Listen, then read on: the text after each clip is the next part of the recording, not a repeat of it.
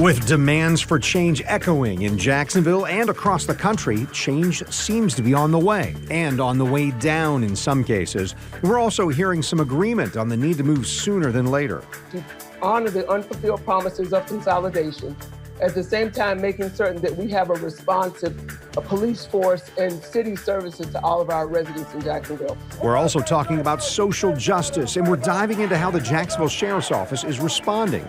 Our crime and safety expert joins us, plus the first African-American female chief in the Sheriff's Office history on This Week in Jacksonville. Thanks so much for joining us today. On the force since 1997, Dolores O'Neill from the Jacksonville Sheriff's Office joining us. In 10 months, I know you stepped into a new role, full chief at JSO. So I appreciate the time. And really, I think you've got such a relevant perspective on some of the things that we're going through as a community or city or state or country. I mean, it's happening all over the place. But you've got... like I say, a perspective that I want to hear. Prior to promotion to full chief here, you were leading, I guess, Zone 5. Yes. That zone, how would you describe that area? Because a moment ago, you just told me one of my favorite places, right? Yes. Zone 5 is where I basically grew up. My family is there. My friends are there. It's currently where I'm residing there at the moment. So it's part of me. And I love that area. I love the people in that area. My aunt was a police officer in that area. And so it's just where I just love being. When we talk about hot spots for crime or violent crime or whatever, and I've heard the sheriff or others say when we drill down, it's in this area, this pocket, this zip code, that kind of thing. Mm-hmm. How do we address it? The sheriff says, and I've heard other people too say, we need community policing. Mm-hmm. Maybe explain that. What does that mean? Because I think a lot of us don't get it. Right. Well, we need officers that have great communication with the people who live in that area. So that's one of the things that, you know, we always stress with our officers. I know when I was in Zone 5, that was one of the things that I really stressed and I tried to do myself, which is you have to engage, you have to communicate, you have to be there before the problems occur. And then you have to have that open communication with them so they can tell you what's happening in that area. So it's more than just being there when an issue happens. It's being there all the time, even when an issue is not happening, knowing who lives on your beat. It's about knowing who lives in that community. Mm-hmm. So, Chief, I want to lean into your personal experience. I know that when I hear about being in the community, it's about developing relationships, trust, Absolutely. So that if something's happening before it gets out of control, a police officer is in the loop and say, okay, let's help mitigate this, walk this down, make sure that the big crime or conflict doesn't happen. Is that accurate? Right. So, I'm curious about this. There's, I think, a misunderstanding maybe about how to properly do that. Can someone who looks like me walk into that neighborhood and develop those relationships or be a trusted person, or does it need to be somebody who looks like you or looks like somebody who lives there? Does that make sense? It absolutely I'm trying to be makes very sense. tactful. How am I doing? I understand that. But you know what? Really, it's about a person who cares. It's not really about your color. Yeah. Quite naturally, they probably feel more comfortable initially. However, if you show that you care and you are there because you genuinely want to make that community better and you're consistent, yes, you can absolutely walk into that role. So I love hearing that. Tell me about the role that is going on right now when we've seen mostly peaceful protests over the last few weeks in Jacksonville. Even so, there's a national thing happening, and we've seen it locally too, where a lot of people are saying, I don't like the police, I defund the police. We can talk about that maybe too, but there's kind of an anti-police officer sentiment. Are you feeling that? Are your colleagues feeling that? And what's the reaction to bring back the trust of folks like you who are doing your best to help people every day? Right, so that's one of the things that we talk about all the time, which is making a deposit before these types of things happen. For a long time in the African American community, there's been a distrust of police. So we've always been trying to bridge that gap to make sure that things are better. You know, one of the things that we've done way before this happened was we brought in Dr. Randy Nelson from Bethune-Cookman University. He's worked with 3 of our zones already, and he's going to work with another 3 of our zones that I was a part of, which it talks about this very thing, which is bridging the gap between community and police. There's currently an anti-police sentiment out there, but I can tell you that we receive calls all the time, and I talk to people all the time that literally say, I love the police. They want to see some changes, but generally they love the police. And so we want to make sure that we are keeping those doors of communication open to talk to people and hear and listen to what they're actually saying so we can meet those needs. Yeah. I'm not going to play an interview that we had, but recently we know some African-American pastors in Jacksonville came together. One of the conducts that we heard from Pastor Mark Griffin was, hey, we want JSO to conduct a review, publish a report on the number and percentage of black police officers by position and rank in comparison to the percentage of the population in Duval County. What I understand that saying, hey, we want to make sure that our police force looks like, represents who we are as a community in Jacksonville. Right. Is that important to you, and do you feel like that's something that's important to the leadership of all of JSO? Absolutely it is. We have to look like the community that we serve. And quite frankly, that's more than African American and white. That's Latino, that's Russian, that's Bosnian, that's so many other communities as well as women on our police department. The sheriff, since he's been in office, has hired over 800 new police officers since he's been there. That's a really young police department. We are always looking for good people. I know, specifically speaking to African Americans, we are always looking for them, and we have visited historically black colleges and universities. As a matter of fact, we have a great program with EWC in which my office in Zone 5 was located there, and it's called the 3-in-1 program, where it was that they would go to school for 3 years. Their last year would be at our academy, and then they would graduate with their degree as well as their law enforcement certificate. That's something that Nat Glover started when he was there, which, by the way, is a wonderful man. Yeah, and he started that when he was there. And so the sheriff took it even one step further, that now they can go to school for 3 years, and their last year we can actually hire them if they meet the qualifications. And so while they're still getting their degree and they go to our academy, they are hired, so they're actually getting paid, and they get their degree and they're already hired. So that's just one of the things that we're doing. Yeah, maybe wrap up here. Are you discouraged, encouraged? How do you feel about where things stand right now and what the future might hold in our city for the relationship between the Jacksonville Sheriff's Office, our police officers, and folks who so far have been saying, I'm really frustrated? Right.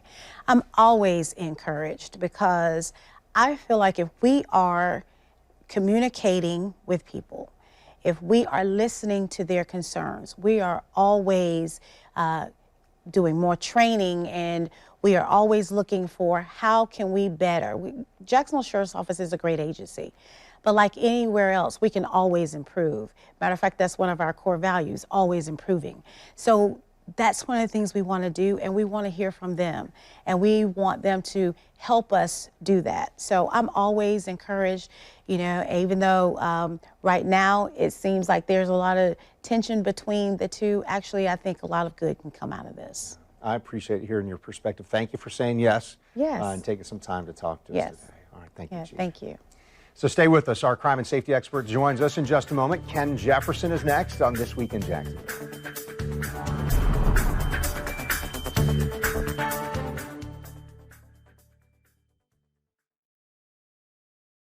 You're watching This Week in Jacksonville with Kent Justice. And Ken Jefferson is joining us, a man with more than 2 decades experience with the Jacksonville Sheriff's Office, also our crime and safety expert here. So when it comes to demands of the protesters that we've seen over the past few weeks here, top priority has been releasing body camera footage when officers are involved in a shooting.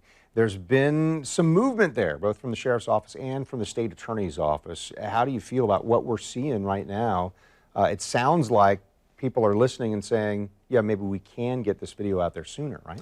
Yeah, because of the peaceful protests, not just from one culture or one race of people, but you're seeing protests all over the world, from blacks, whites, Asian, American Indian, Hispanics. They're crying with a loud voice. We want reform in the criminal justice system, and here are some of the demands that we want. So as a result of that kind of public pressure is causing these agencies to act, because now they're listening, whereas before it was perceived that they were not listening. Now, I don't agree with the violence, the rioting and the looting and whatever, but, you know, Dr. King once said rioting is the voice of the unheard. And even though it's against the law and they should be punished for rioting and looting and causing havoc with property damage and things like that, they should be prosecuted for that, but it's the voice of the unheard. I understand what they were doing, but I don't agree with it at all. But because of the public pressure and because of the nationwide or the worldwide, if you will, protests, now law enforcement officials are finally listening. Well, and I think you're speaking to this. Most of the protesting, most of the demonstrating has been peaceful. And do you think that carries more weight after there's been this rioting or the protest that got violent? Because nobody wanted to see that, but certainly after that, seeing that it's been peaceful, does that help the message go forward? Peaceful protest carries a lot of weight when it's done effectively, when it's organized and it's done effectively. When you look at the protests that we had back in the 60s, and I was in that era, I was a small kid, but I remember that era, and you had violent protests and you had peaceful protests. Dr. King promoted peaceful protests. It was highly effective, but when you look at the protests being now, you're looking at, look at the age group. Look at the age group. These are young people. Any kind of change that has been brought about in our nation historically by protesting has been done by young people. They've got a voice, and they are making their voices heard right now. That's why they're being effective, because they're not going anywhere. They're not my age standing out there protesting, other than a few here and there. But these are young people who can promote and execute change, because they're voters. There are going to be some political leaders that come out of this. There's going to be more activists that come out of this, and they're starting at a young age, so their voices are being heard. And the legislators and the criminal justice system, those who run that, are listening to them. Well, I heard one of our activists here in Jacksonville tell me the other day, this is a young man's game. He or she is about our age, and we're saying we need those young people to be part of this. So it seems like with the body camera video, it still seems like Jacksonville will release these.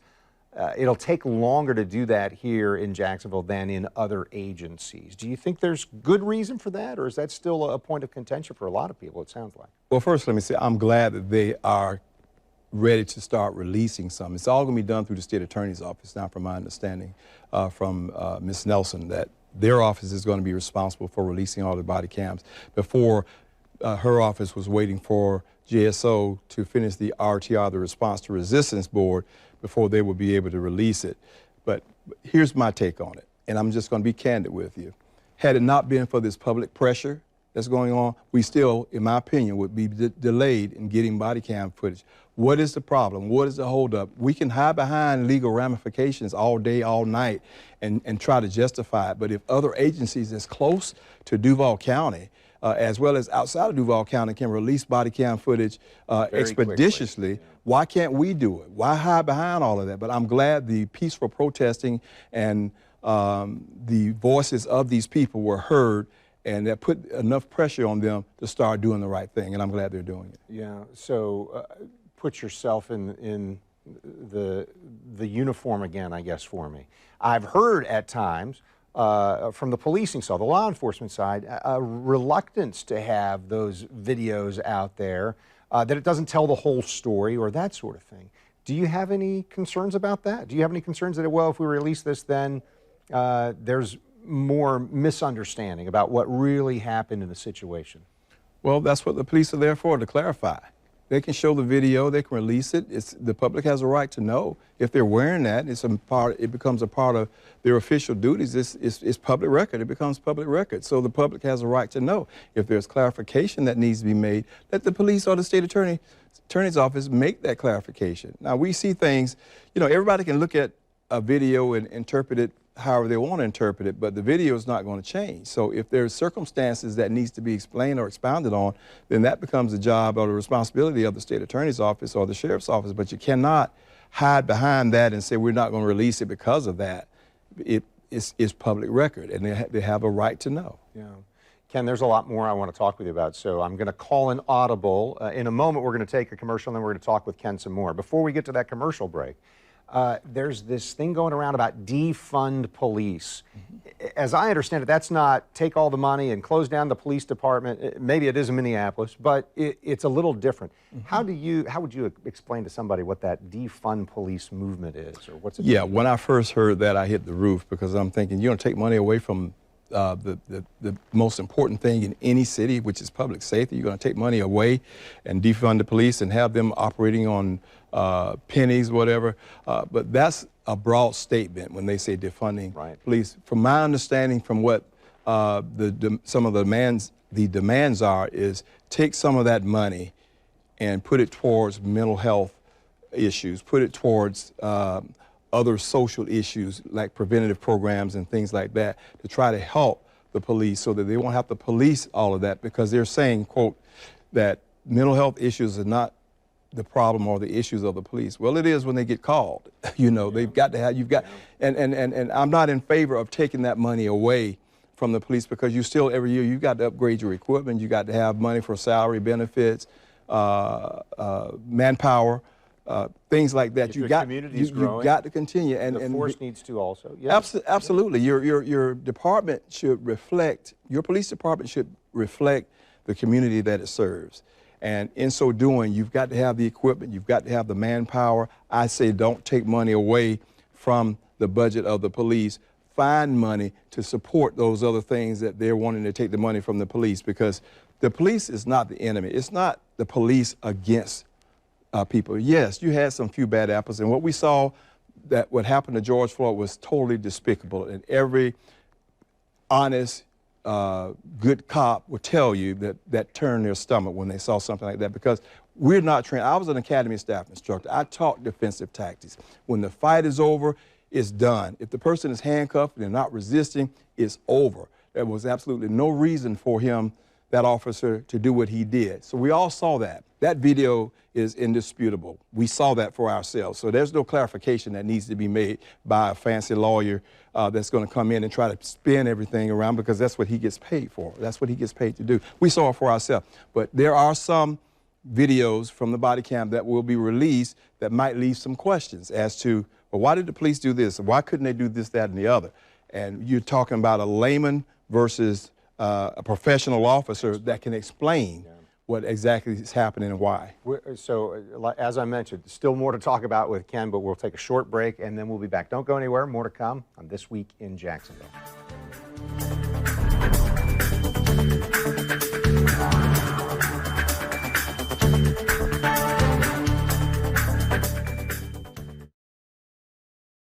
You're watching This Week in Jacksonville on Channel 4.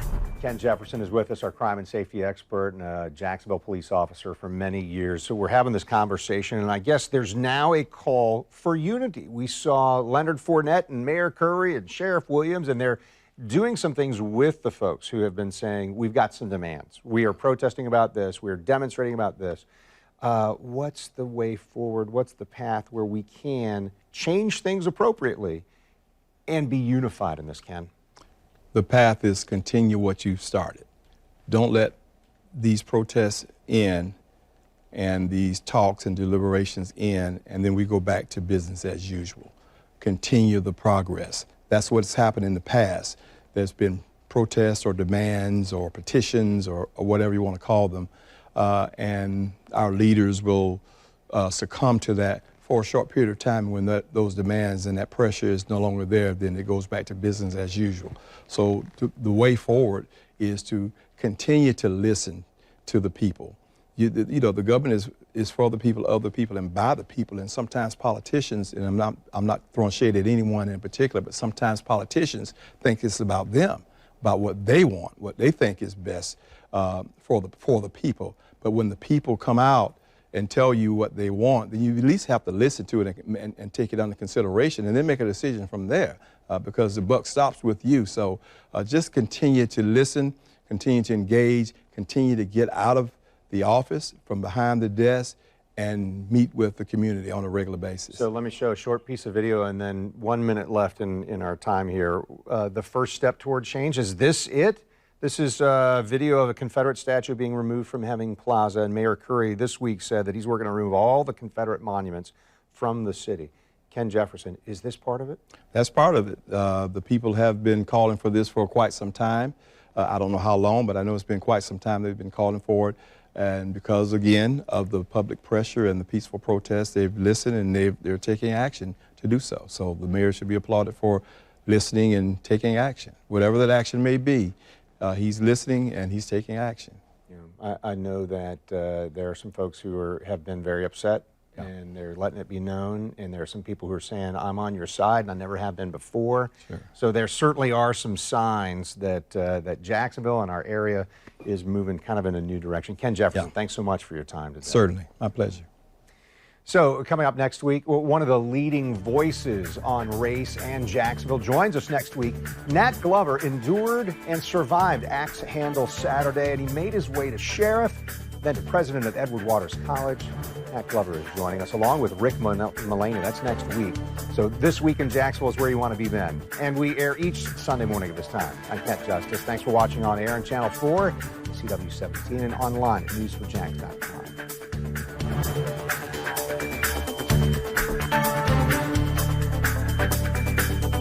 See why every day more people are choosing News 4 Jax, Northeast Florida and South Georgia's #1 source for local news.